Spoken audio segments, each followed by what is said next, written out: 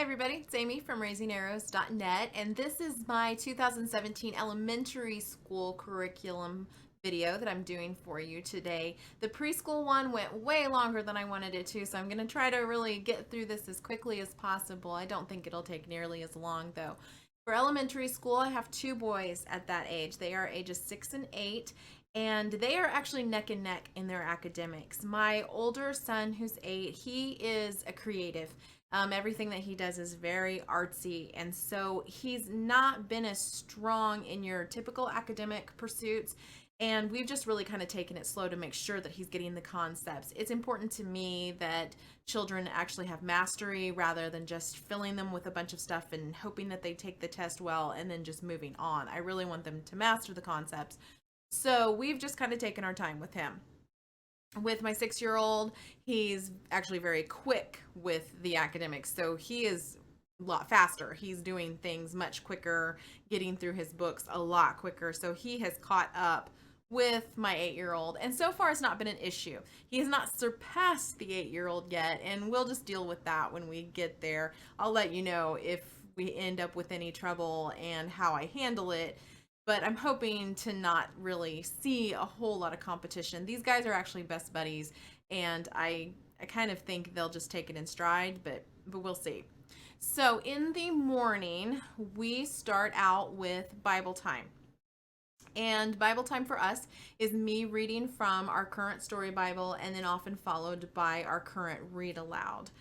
Now on Mondays, we've just started something new in the past couple of weeks. Remember, we do homeschool year round.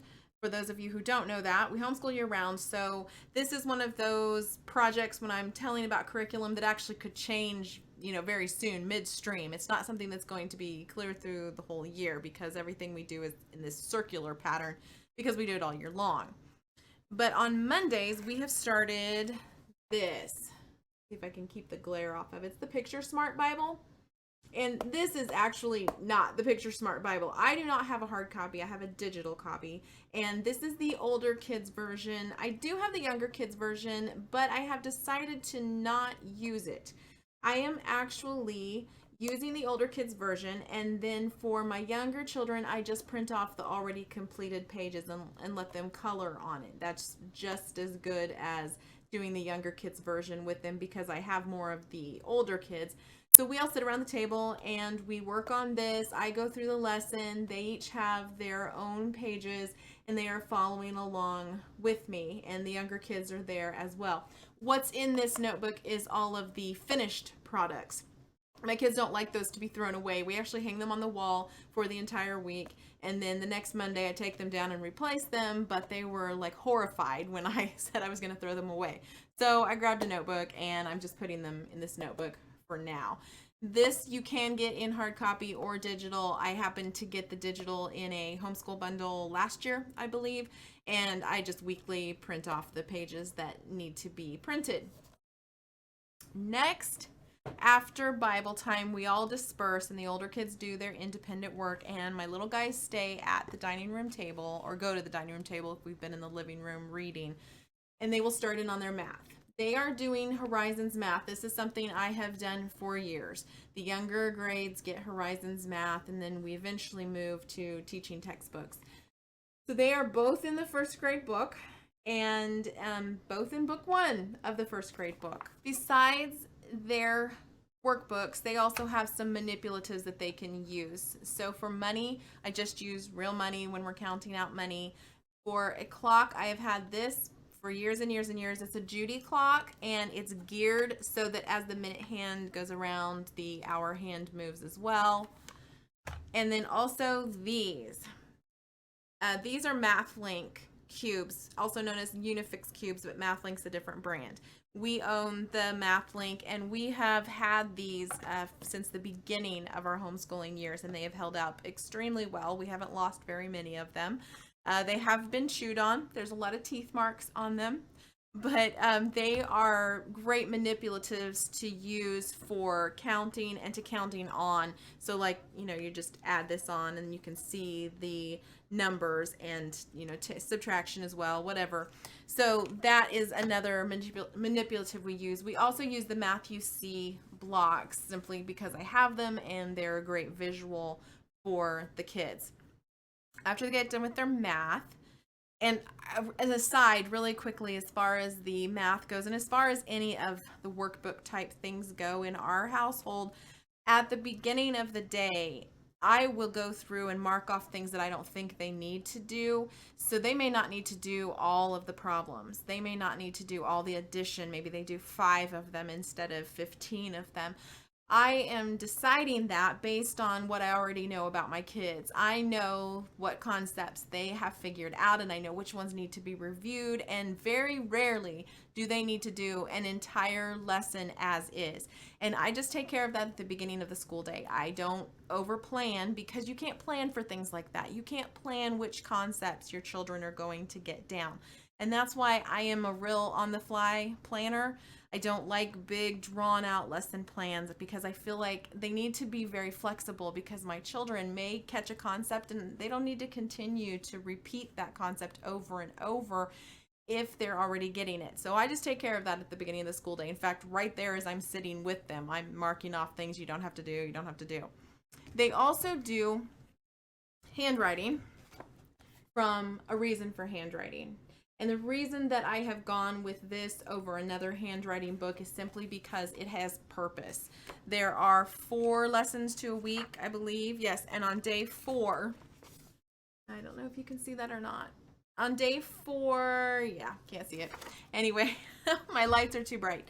On day 4 is a Bible verse that they copy into a page that's provided in the back of the book that's perforated. You pull it out, you write it. You can send it to grandma, you can hang it on the refrigerator, you can give it to daddy to put in his office. So it has a purpose. Everything they're writing throughout the week culminates into this Bible verse that they are able then to display. The word I was looking for was display. I had to sit there for a while to figure out what word I was looking for. Maybe I'm getting old. Okay, next is their phonics, and this is from Veritas Press. It's Phonics Museum. We've been using this for years. I've taught 4 kids now to read using this program. I really like it, but I also tweak it a lot. And if you have a struggling reader and you don't really know how to teach phonics, I wouldn't use this program. I do have a full-blown review on my website. I will have that link in the notes. But it's not a program that I would use if you're not familiar with phonics concepts. They give a lot of information, but I feel like there's some things lacking. And since I have that as my background, I don't have an issue with tweaking it and making it work. And I love the art and I love the real books. That's probably my biggest draw to this, is besides the art, is that the books that they read are real books. They are interesting books and they capture their imagination, and I like that. I want them to be reading real books, and so that is why we went with this program, and we've done really well with it. As far as science goes, until my children are reading at a decent fluid rate, I do not do science for them, because we move directly into Apologia elementary science books and they read them themselves. The books are written to the child, so it's a natural fit for that, but I do not have them read those until I feel like they're a strong enough reader to do that.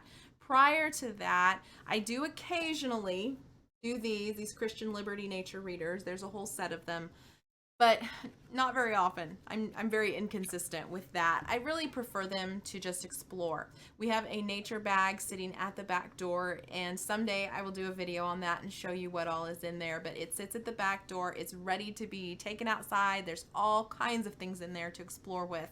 I want my children to be outside and just be kind of naturalists, observing nature around them, learning about it. I have some reference manuals that I can use to kind of tell them about the things that they're finding, and we talk a lot. So that's kind of their science. Their science is a very natural science lesson. And that's their morning. That's it. It's not huge. It's probably 30 minutes to an hour. It's about how long it takes. And then they run off and play, or they go outside and play, whatever there. And then we have lunch. And after lunch, they either join us for Tapestry of Grace, and I'm not going to talk a lot about that right now because I use that more with my middle school and high school crew. They do join in the lessons and they do join in the activities, but my focus for Tapestry is not on them. Now, if you watched my preschool curriculum video or read any of the posts, you know that my 6 and 8-year-old actually tend to do the preschool lessons with my 4-year-old, as does the 2-year-old. So I've got 4 kids sitting around doing these preschool lessons together, having a blast. And I'm not going to tell those little guys that they can't join in. I feel like there's probably a lot of information there that they would enjoy and they would learn from. And we've got plenty of read alouds and all kinds of things like that that are a part of this. So I'm not going to shoo them away. They are perfectly fine to be there with us. And if you watch the preschool curriculum video, you'll see what all we are doing with that. We also do art about once or twice a month, and this is everybody. And the lessons that we use are See the Light art class. There's 9 DVDs, and there's tons and tons of lessons, and these are really, really good, and they hit a variety of ages. So you don't have to think, well, this can only be for my older kids or this is only for my little kids. It actually spans the ages very well, which is why I love it so much.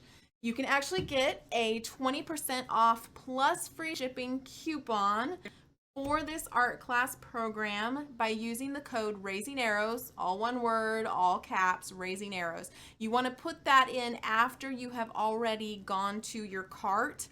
So don't try to put it in at the beginning. I don't know why it doesn't work, but it doesn't. So don't do that. Wait until you've got it to the cart, and then you'll see a place for you to put in your coupon code, and you can get 20% off plus free shipping in the United States. Really, really worth it, especially if you have a wide range of ages. Like I said, I do not do art every day. I don't even do it every week, but I do it about once or twice, sometimes more, depending on the season it is.